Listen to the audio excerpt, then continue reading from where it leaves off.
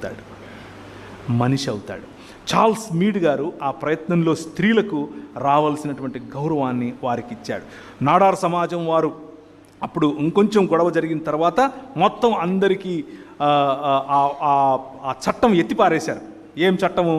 మీరు శూద్రజాతి వాళ్ళు మీరు వేసుకోకూడదు అన్న చట్టం. ఎందుకు ఎత్తేసారు అని అంటే, ఈరోజు కేరళలో ఎవరు సీఎం? మాకెందుకు బ్రదర్, ప్రార్థన చేసి మేము పరలోకం పోతాం, ఈ సీఎంలు గీఎంలు ఎంత మాకెందుకంటారా? ఎవరు సీఎం? పినరాయి విజయన్ గారు. పినరాయి విజయన్ గారు ఏ సమాజానికి చెందినవారు? ఈడవ సమాజానికి చెందినవారు. ఈడవ సమాజానికి చెందిన పినరాయి విజయన్ గారు ఈరోజు ముఖ్యమంత్రి అయ్యాడు అంటే కారణం ఏమిటి అని అంటే, చార్ల్స్ మీడ్ గారి యొక్క ఉద్యమం.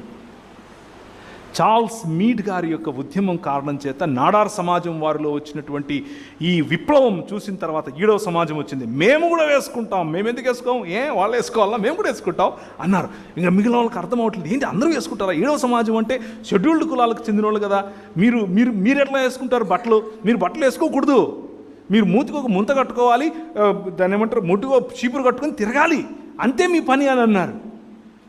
కానీ ఈడవ సమాజం అంది, దేవుని వాక్యం మాకు నేర్పిస్తోంది, we are equal in the sight of God, we are equal, మేము సమానమట.